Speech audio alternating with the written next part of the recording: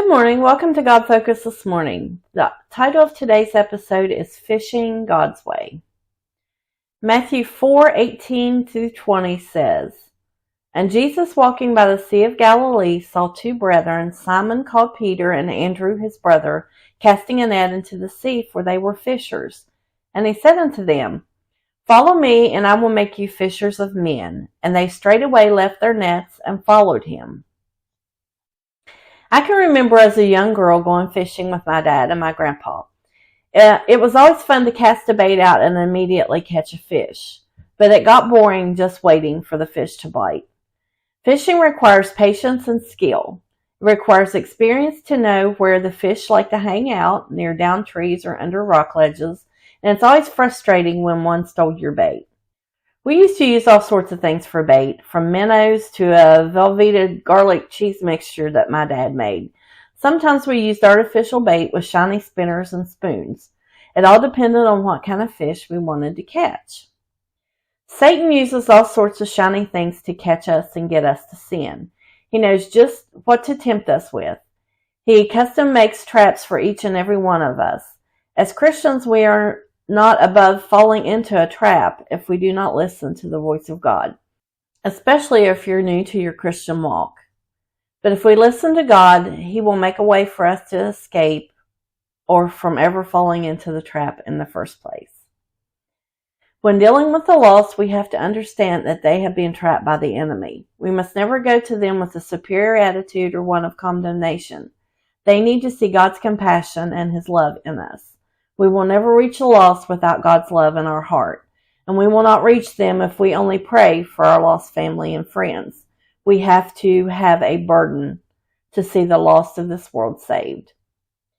In order to complete the Great Commission, we have to have a burden for the lost. It is up to each of us to try to bring souls into the kingdom. I went fishing almost every time with my dad until he told me that I was old enough to bait my own hook and to remove my own fish. Well, that was the end of my fishing days. I didn't want to get slimy, and I had seen people get cut badly with fish that had bit or finned them. I wanted to protect myself. We sometimes want to leave the hard jobs to someone else. We don't want to get our hands dirty. We want to protect ourselves from people lashing out at us. When people are hurting or scared, they sometimes say harsh things, and it's easier to just stop fishing for those souls. Thinking of people as being fish, they're all very unique and different. Some are tough, some are clownfish, some are hiding and need a different bait. We each may have different bait in our tackle box because of what we have experienced.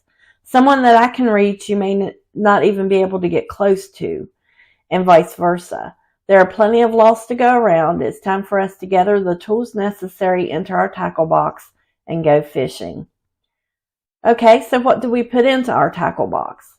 The Word of God, compassion, a non-judgmental attitude, God's love, His peace and strength.